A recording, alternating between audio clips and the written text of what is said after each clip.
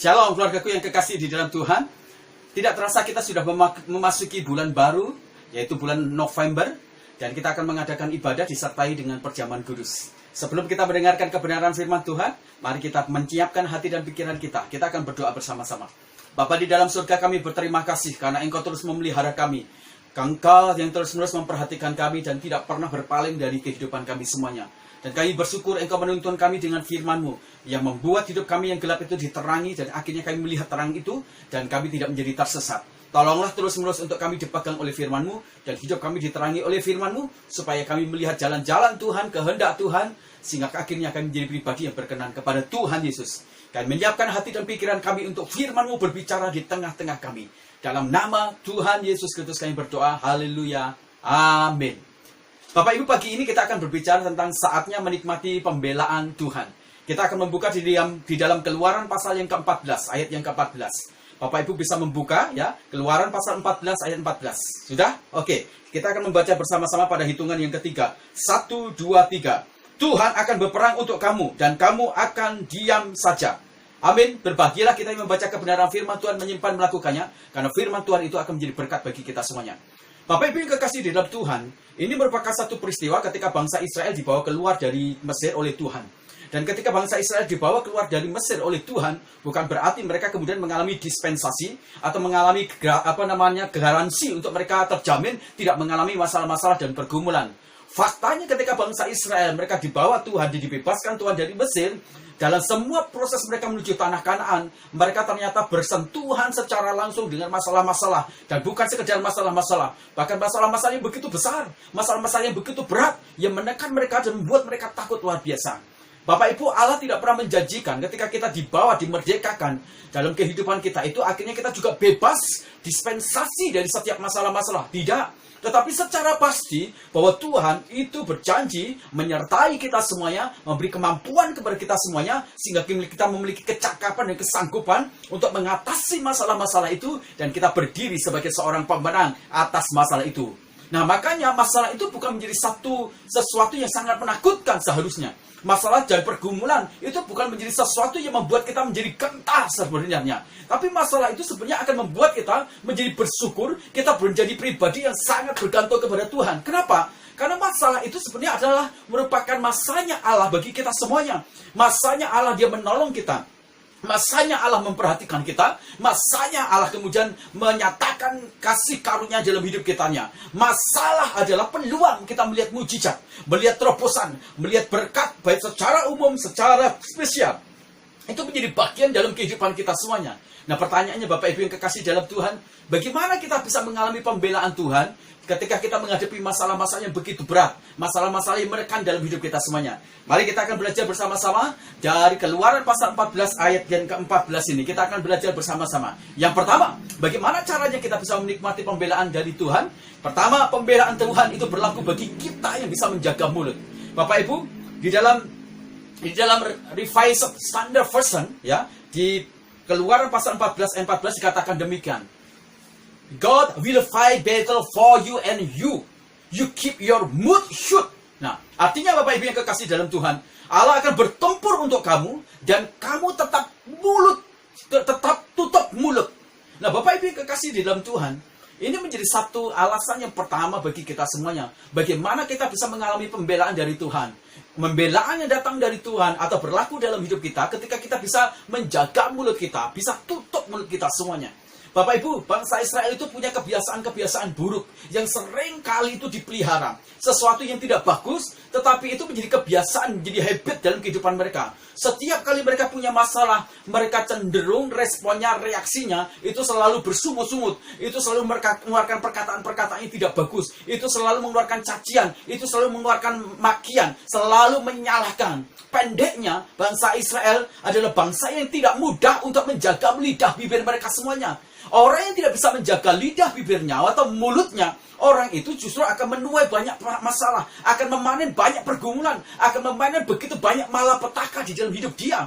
Itu yang terjadi kepada bangsa Israel. Setiap kali menghadapi masalah, ngomong dulu sebelum berpikir. Bukan berpikir dulu baru ngomong. Itu sebabnya begitu banyak malapetaka, pergumulan, masalah-masalah yang terjadi kepada bangsa Israel. Kenapa? Sebab bangsa Israel bukannya menjadi bangsa yang tutup mulut atau berdiam diri, menjaga lidah bibir dia, menjaga mulut dia ketika dia menghadapi masalah. Mereka terus-menerus membiarkan kebiasaan buruk, mengeluh, bersungut-sungut keluar dalam hidup mereka. Jangan salah, jangan heran kalau akhirnya bangsa Israel lebih banyak memanen masalah-masalah dalam hidup kita semuanya.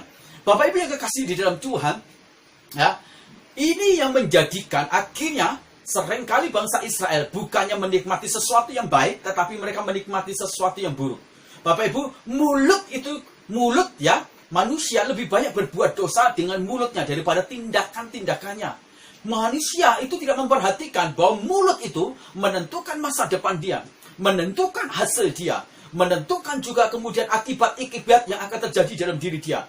Yesus berkata, apa yang kamu katakan itu akan bisa menghasilkan sesuatu yang kamu katakan. Maka jagalah mulut kita semuanya. Dalam setiap masalah-masalah yang terjadi, tutup mulut. Dalam segala masalah-masalah yang sangat berat, jaga mulut kita semuanya. Jangan memperkatakan sesuatu yang tidak bagus. Jangan bersungut-sungut. Kita tidak akan pernah bisa menyelesaikan masalah dengan bersungut-sungut. Kita tidak akan pernah bisa menyelesaikan masalah dengan mengeluh. Kita justru akan menambah beban, masalah itu makin hari makin besar. Allah banyak membunuh bangsa Israel. Karena apa? Karena mereka tidak bisa menjaga mulut. Mereka berkeluh kesah, mereka bersungut-sungut. Tuhan habiskan mereka, binasakan mereka semuanya. Apa yang terjadi ketika mereka semuanya menjadi orang-orang yang bisa menjaga mulut mereka? Maka Tuhan menyatakan pembelaan mereka dalam hidup mereka. Saya ingat satu peristiwa ketika bangsa Israel diperintahkan oleh Tuhan. Kalian akan melawan bangsa Yeriko. Di sana ada tembok yang cukup besar di sana. Dan apa yang dikatakan oleh Tuhan, kalian akan mengelilingi tempat itu selama 7 hari. Dan kalian satu patah pun tidak boleh keluar. Kalian harus jaga mulut kalian semuanya. Jadi kalian hanya akan melilingi selama 1 hari dan kalian tidak boleh berkata-kata. Bapak Ibu, ini merupakan satu strategi perang yang dilakukan oleh Tuhan. Apa yang terjadi kira-kira Bapak Ibu? Ketika bangsa Israel, mereka yang tidak terlatih secara militer, dan ketika mereka melihat bahwa musuh mereka itu ternyata memiliki kota yang berkubu yang kuat luar biasa, dan mereka memiliki persenjataan yang sangat komplit, ketika mau berperang mereka melihat hal itu, dan kalau kata-kata yang tidak bagus, mulut mereka yang tak terjaga, itu keluar satu orang, itu bisa berpengaruh dan akan mempengaruhi daya tempur, daya juang, daya perang dari bangsa Israel yang lainnya. Mereka bisa kemudian menjadi surut kemampuan dan daya tempur mereka, dan pasti mereka akan kalah. Dan ini adalah satu strategi bagaimana kemenangan pembelaan Tuhan itu dinyatakan dalam bangsa Israel ketika mereka merobohkan tembok Yeriko. Ketika Tuhan berbicara kepada mereka untuk menjaga lidah bibir mereka tidak berkata-kata. Bapak Ibu, ini penting. Maka ingatlah baik-baik. Kalau engkau ingin melihat pembelaan Tuhan, ingat apa yang kamu katakan. Apa yang mau kamu berkatakan, itu pikirkan baik-baik. Kalau tidak perlu berkata-kata, jangan berkata-kata. Jangan berkata-kata. Ingat baik-baik. Bapak Ibu, ada satu cerita. Ada seorang perempuan yang memiliki kebiasaan. Itu cerita-cerita. Jadi kalau dia pergi kemana-mana, dia selalu membicarakan orang lain. Dia selalu berbicara tentang orang lain. Dia selalu membawa berita-berita yang sebenarnya tidak pantas untuk dibicarakan di ranah-ranah manapun juga. Apa yang terjadi Bapak Ibu yang kekasih dalam Tuhan? Seluruh kota itu selalu mendengar kalau ketemu sama perempuan ini, selalu dia akan bercerita. Dan akhirnya tidak ada satupun orang yang mau bergaul dengan dia. Apa yang kita lakukan dengan tidak menjaga mulut kita, itu akan merugikan kita semuanya. Apa yang kita lakukan dengan cara kita tidak memelihara mulut kita dengan baik, itu yang akan menghancurkan kita semuanya. Waktu Ayub menghadapi masalah, istri Ayub lancang dengan mulutnya. Dan dia berkata kepada Ayub, masihkah kamu sekarang ini percaya sama Tuhan? Sumpai, katakan sesuatu, umpat Tuhan Allahmu. Setelah itu tinggalkan dia. Seorang yang mengalami masalah-masalah dalam hidupnya, tapi tidak bisa menjaga lidah perkataannya, maka orang itu akan lebih banyak lagi dan memberikan tambahan beban dalam setiap masalah-masalah dia. Ingat, sekali lagi, kita sering berbuat dosa dengan lidah. Kita seringkali berbuat dosa lebih banyak lagi dengan mulut kita semuanya. Maka jangan sampai kita kemudian menjadi rusak dan hancur gara-gara lidah bibir kita semuanya. Perhatikanlah mulutmu. Jagalah mulutmu. Apa yang kamu katakan. Berpikirlah 100 kali lipat sebelum kalian berkata. Berpikirlah ketika kita mau berkata-kata. Kenapa? Karena akibatnya itu pasti akan kita tuai.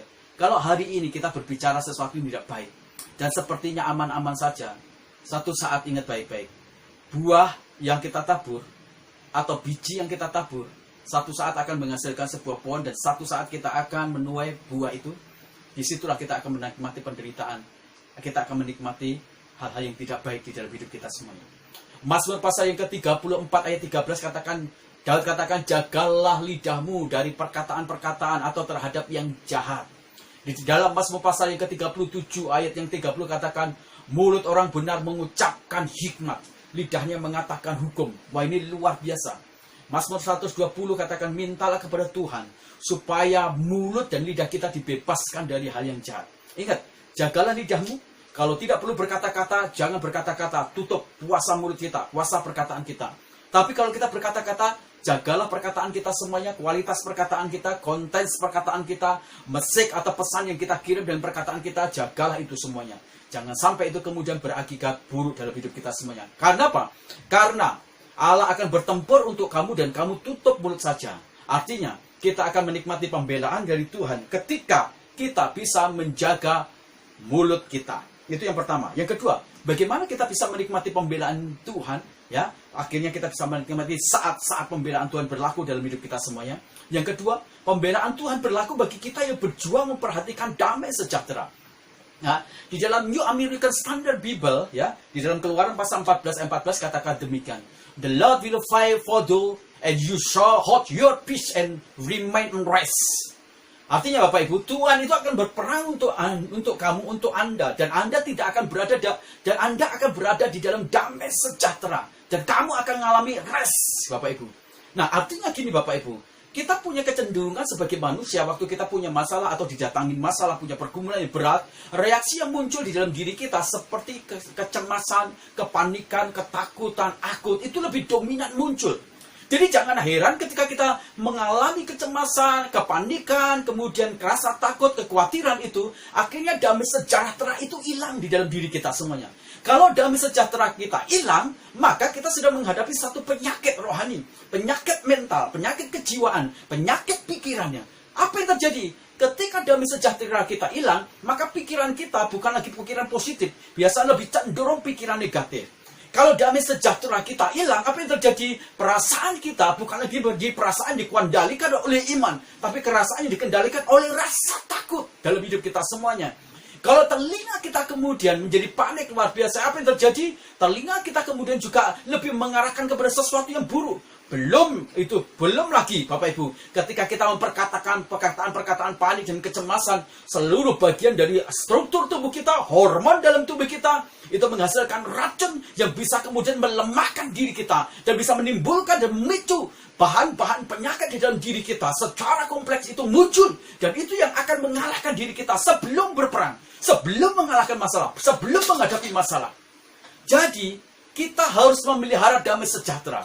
Siapa yang bisa menikmati pembelaan yang datang dari Tuhan? Mereka yang berjuang mempertahankan damai sejahtera dalam hidup kita semuanya.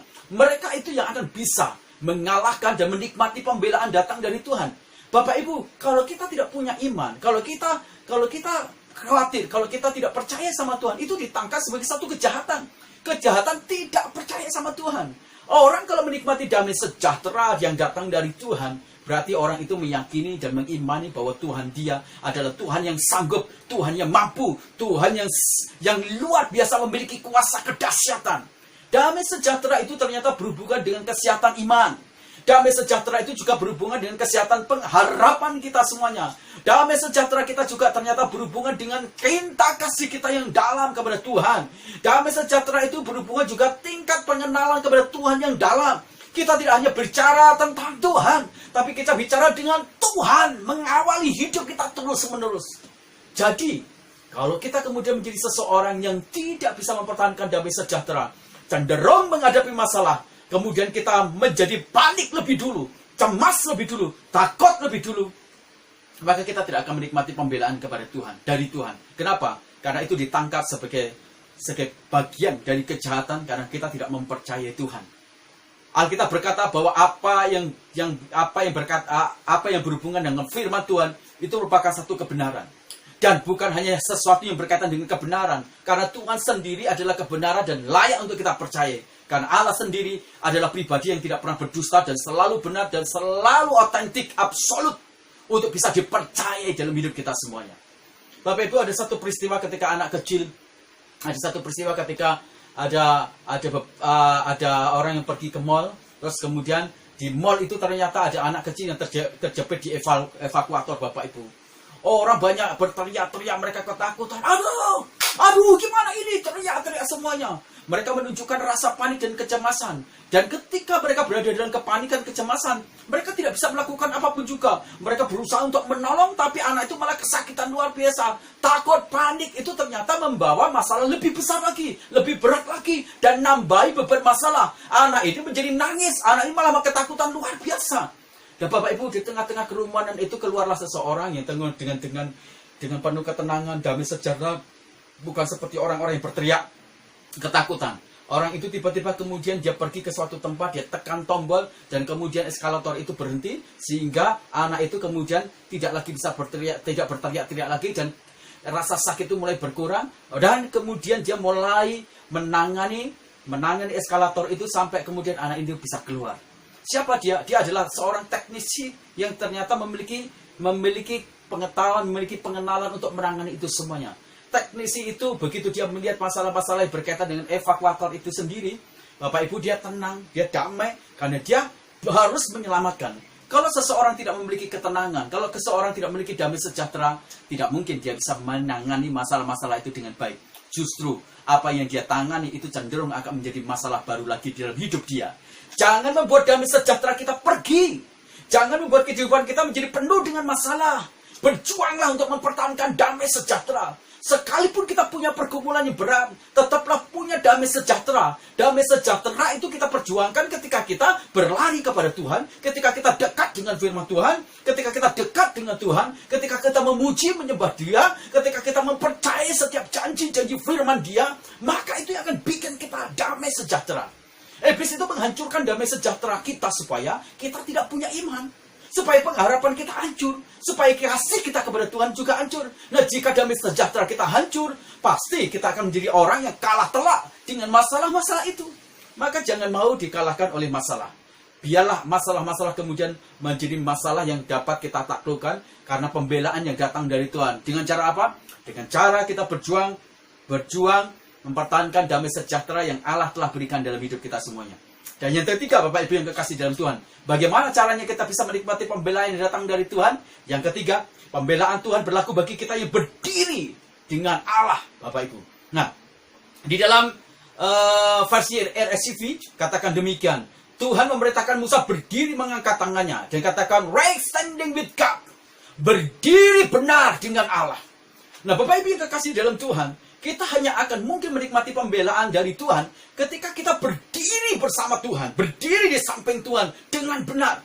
Bukan kalau kita berdiri di samping Tuhan, tapi kalau pikiran kita negatif, kita hidupnya tidak baik, ya kita tidak akan bisa menikmati pembelaan datang dari Tuhan. Ayat ini mengatakan dengan jelas, Musa diperintahkan untuk mengangkat tangan, dan kemudian berdiri, dikatakan di sana, raise standing with God. Bapak Ibu, berdiri benar dengan Allah. Ini menjadi sesuatu yang penting. Jadi kita akan menikmati pembelaan yang datang dari Tuhan ketika kita memposisikan diri kita itu berada dalam satu kebenaran firman Allah, selaras sejajar dengan Allah, kita bersama-sama dengan Allah, dekat dengan Allah, dan berdiri bersama-sama dengan Dia.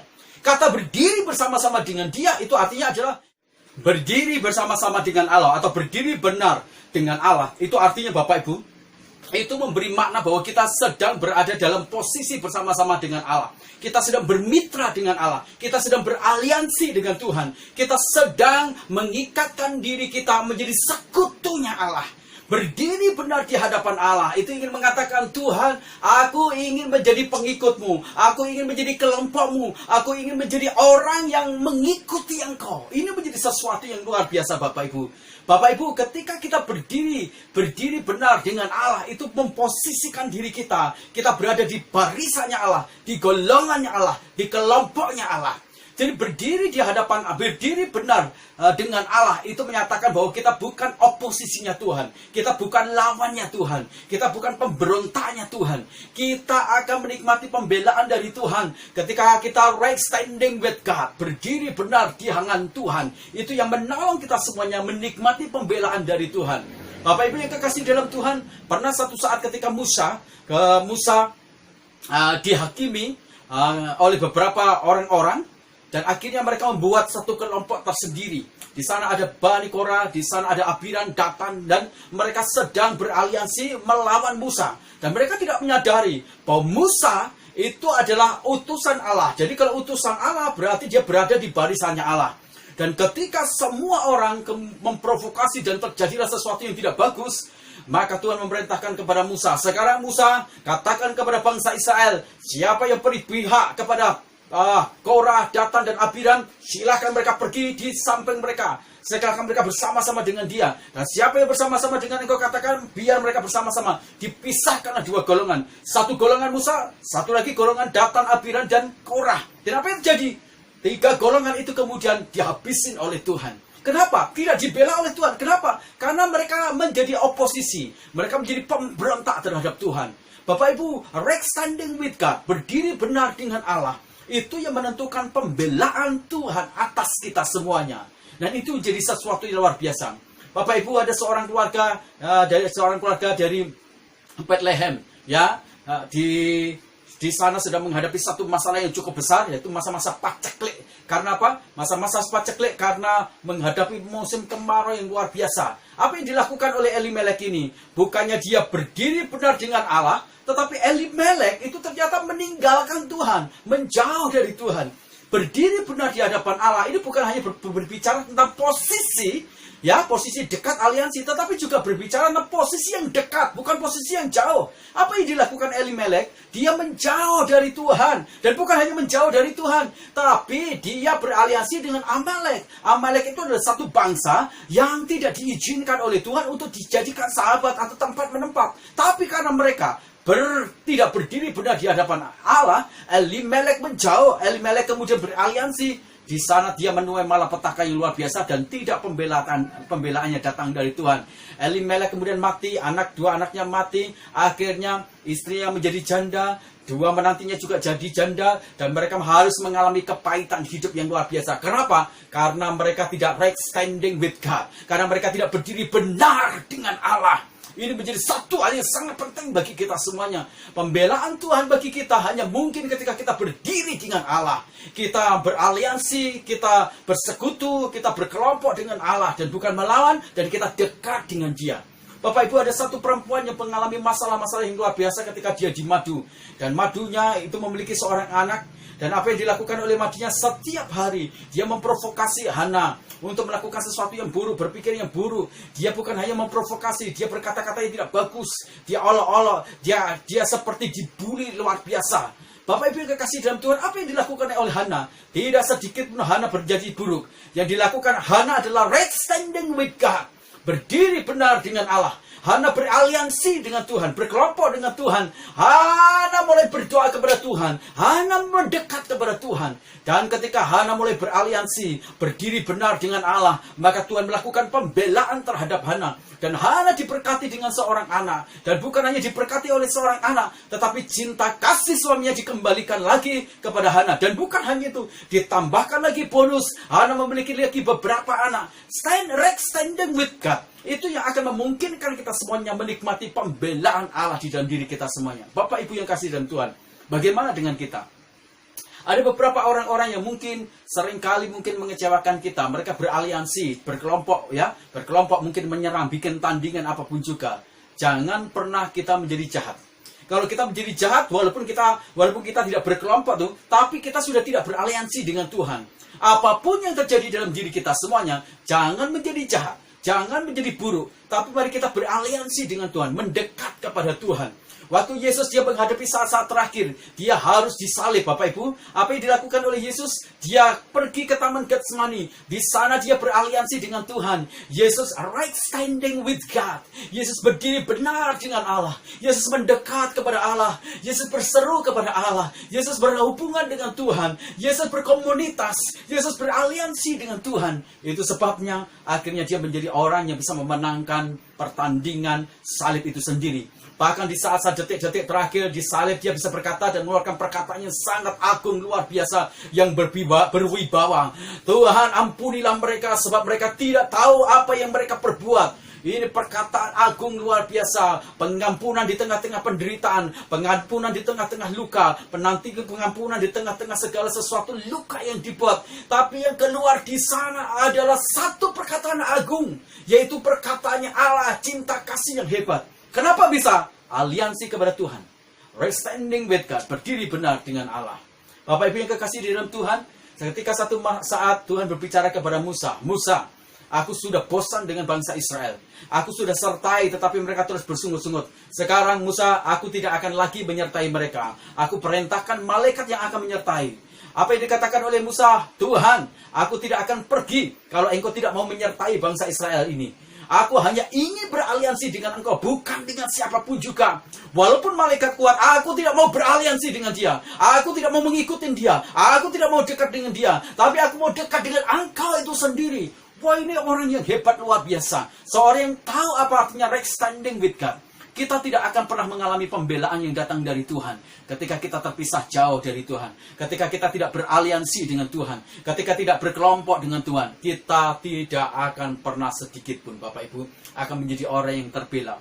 Masih ingat satu cerita yang saya bawakan ketika ada satu suaka politik, Bapak Ibu, ada seseorang yang minta suaka politik, dia dikejar-kejar oleh tentara dan pemimpinnya, akhirnya dia tidak memiliki kekuatan, akhirnya dia minta suaka politik di Amerika Serikat. Walaupun dia sendirian ketika dia minta suaka politik, di situ dia mendapatkan pembelaan yang luar biasa. Saya berdoa Bapak Ibu yang kekasih di dalam Tuhan, hari ini kita akan benar-benar menjadi satu pribadi yang bisa menikmati pembelaan dari Tuhan. Ini saatnya pembelaan Tuhan berlaku kepada kita semuanya. Kepada siapa? Kepada seorang yang bisa menjaga mulutnya dengan baik. Ya, itu akan berlaku pembelaan Tuhan di dalam hidup dia. Dia akan hidup dia. Yang kedua, pembelaan Tuhan akan berlaku kepada seseorang yang bisa berjuang mempertahankan damai sejahtera dalam hidup dia. Dan yang ketiga, pembelaan Tuhan hanya berlaku bagi kita yang bisa berdiri benar dengan Allah. Right standing with God. Itu menjadi sesuatu yang sangat penting. Saya berdoa, pergumulan kita banyak. Masalah-masalah kita banyak. Saya tidak tahu apakah Bapak Ibu semua punya lawan-lawan dalam bisnis, lawan-lawan mungkin dalam apapun juga. Right standing with God. Berdiri benar dengan Allah dan nikmatilah pembelaan Allah. Jaga lidah bibir mulut kita semuanya dan nikmatilah pembelaan dari Allah. Berjuang untuk mempertahankan damai sejahtera dan nikmatilah pembelaan datang dari Tuhan. Maka Tuhan akan mengerjakan dalam hidup kita semuanya. Amin. Kebenaran firman Tuhan itu akan mengerjakan dalam hidup kita. Mari kita akan menyiapkan hati dan pikiran kita semuanya. Supaya ketika kita akan makan dan tubuh Kristus, darah dan tubuh Kristus, kita ikut perjamuan kudus ini akan memberkati kehidupan kita lagi.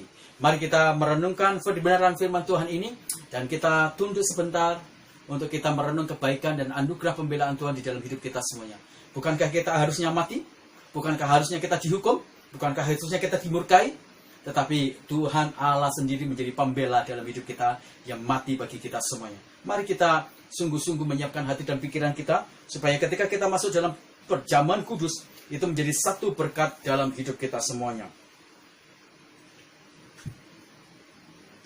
Bapak Ibu, angkat roti di atas kepala kita, sebagai tanda atas penghormatan, atas tubuh Kristus yang telah dipecah-pecahkan bagi kita semuanya, dan dengarkan kebenaran firman Tuhan.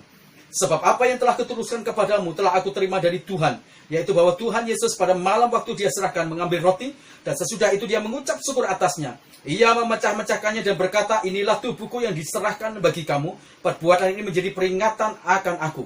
Makanlah, di dalam nama Allah Bapa, Allah Anak, Allah Roh Kudus, makanlah.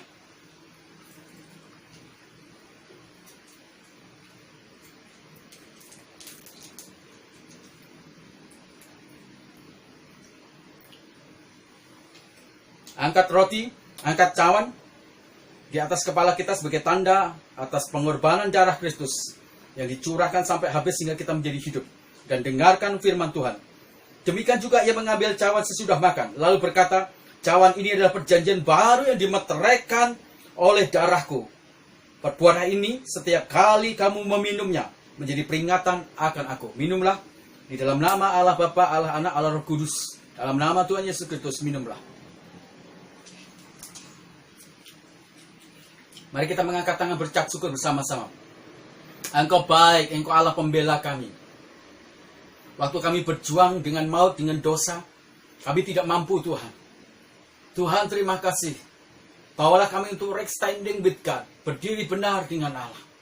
Bawalah kami untuk terus-menerus memantapkan dan memelihara damai sejahtera dari Engkau.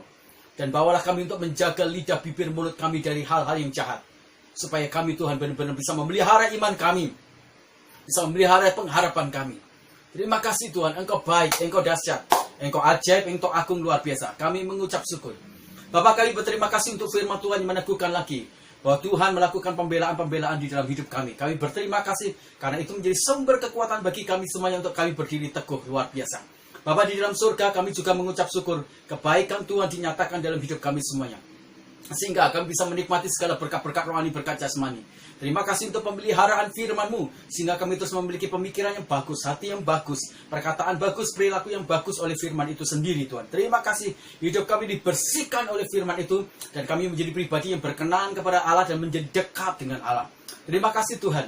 Kami terus berdoa untuk bangsa dan negara yang kami cintai. Tuhan berkati bangsa dan negara kami menjadi bangsa yang merdeka, menjadi bangsa yang sungguh-sungguh Tuhan merdeka dalam banyak hal, sehingga kami menikmati sejahtera. Tuhan berkati bangsa kami dari roh-roh anasir-anasir jahat yang berusaha merusak, menghancurkan. Baik itu jalan dari aliran kiri, aliran kanan, kami patahkan, kami hancurkan dalam nama Tuhan Yesus. Semua provokasi-provokasi dari orang-orang yang mengambil keuntungan dari Tuhan, memprovokasi, mencederai, kemudian defeat emperor atau mengadu domba, atau kemudian menebarkan berita-berita hoax. Kami patahkan rancangan-rancangan orang jahat itu semuanya, kami patahkan, kami hancurkan dalam nama Tuhan Yesus. Lindungi bangsa dan negara yang kami cinta ini menjadi bangsa yang terlindung di dalam Tuhan. Terima kasih Tuhan.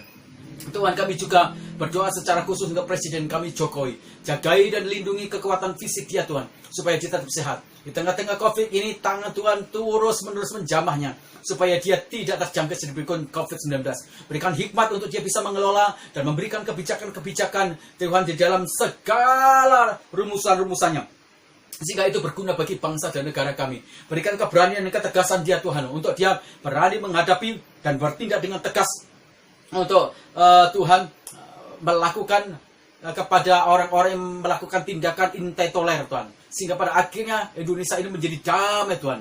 Tuhan, kami berdoa terus-menerus berkati Presiden Jokowi, supaya Tuhan pelihara dia dengan kekuatan Tuhan. Takut akan Tuhan menyertai dia, sehingga dia menjadi presiden yang tidak mau menggunakan kepemimpinan dia, kekuasaan dia dengan sewenang-wenang, tetapi dengan hikmat marifat dari Tuhan, dan dengan keinginan dan tuntunan dari Tuhan saja, dan kehendak Tuhan saja yang dilakukan. Tuhan, terima kasih.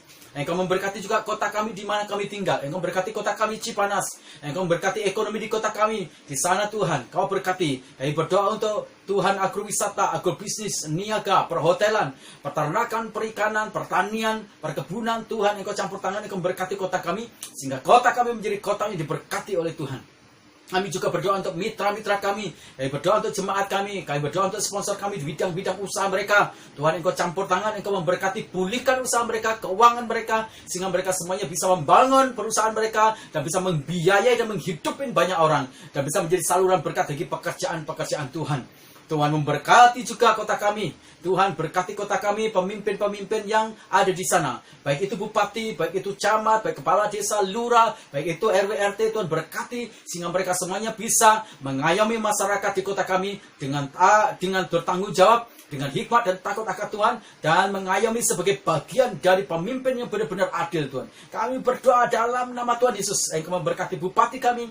Kami berdoa untuk rencana pilkada juga yang akan berlangsung. Campur tangan Tuhan ada di sana, sehingga pilkada ini tidak menimbulkan Tuhan ketidakteraturan, tetapi sungguh-sungguh terpelihara sesuatu yang baik di sana Tuhan. Terima kasih. Kami berdoa Tuhan untuk pergumulan-pergumulan gereja kami. Kami berdoa untuk pertumbuhan iman, pertumbuhan rohani, Supaya jemaat kami makin hari makin cinta, bergairah lagi untuk Engkau Tuhan. Waktu-waktu ibadah mereka sungguh-sungguh serius Tuhan. Kami memberkati Tuhan. Supaya jemaat kami pada akhirnya menjadi jemaat yang diberkati oleh Tuhan. Tuhan, kami berdoa juga secara khusus Tuhan untuk pergumulan jemaat-jemaat dalam bidang keuangan, kekuatan kesehatan. Tuhan Engkau campur tangan, Engkau memberkati. Kami berdoa juga Tuhan untuk pergumulan dan kehidupan karakter jemaat kami. Tuhan juga kehidupan sikap mereka semuanya, mental, jiwa mereka, supaya mereka diubahkan terus-menerus. Terima kasih Tuhan. Kami juga berdoa untuk pergumulan gereja kami, supaya kami bisa memiliki gedung dan memiliki tanah, sehingga kami dapat memobilisasi dan mengatur pelayanan kami dengan sesuatu yang baik Tuhan. Karena ada tempat yang betul-betul dapat kami pakai Tuhan. Terima kasih, kami mengucap syukur untuk pekerjaan-pekerjaan Tuhan yang luar biasa di gereja kami. Sekarang keluargaku yang kekasih dalam Tuhan, angkatlah kedua tanganmu dan terimalah berkat Tuhan. Kasih sayang dari Allah Bapa kita lewat anaknya Tuhan Yesus Kristus yang telah mati di atas kayu salib, menebus segala dosa kita, itu terus-menerus akan menyertai kita. Dan Roh Kudus yang akan membawa kita supaya tidak bercacat celah di hadapannya. Itulah sebabnya Tuhan memberkati keluargamu, Tuhan memberkati suamimu, Tuhan memberkati istrimu, Tuhan memberkati anak-anakmu. Semua orang yang tinggal dalam keluargamu diberkati karena Engkau. Tuhan memberkati usahamu, apa saja yang dikerjakan oleh kedua tanganmu diberkati oleh Tuhan. Tuhan memberkati kesehatanmu, Tuhan memberkati masa depanmu dan masa depan keturunanmu. Keluar masukmu, engkau hanya bisa menemukan pintu berkat Tuhan saja. Damai sejahtera dari Allah Bapa menyertai kita mulai hari ini sampai selama-lamanya. Terima kasih Tuhan. Dan bagikanlah semua itu kepada orang lain, sehingga mereka menikmati kesaksian yang indah dalam hidupmu. Dan beritakanlah Injil, maka Tuhan akan menyatakan tanda-tanda ajaib dalam hidupmu. Dalam nama Tuhan Yesus Kristus kami berdoa. Haleluya. Amin. Selamat hari Minggu. Tuhan Yesus memberkati kita semuanya. Selalu menjadi pribadi yang right standing with God. Amin. Jangan pernah sedikit pun kita meninggalkan Tuhan Allah kita. Amin.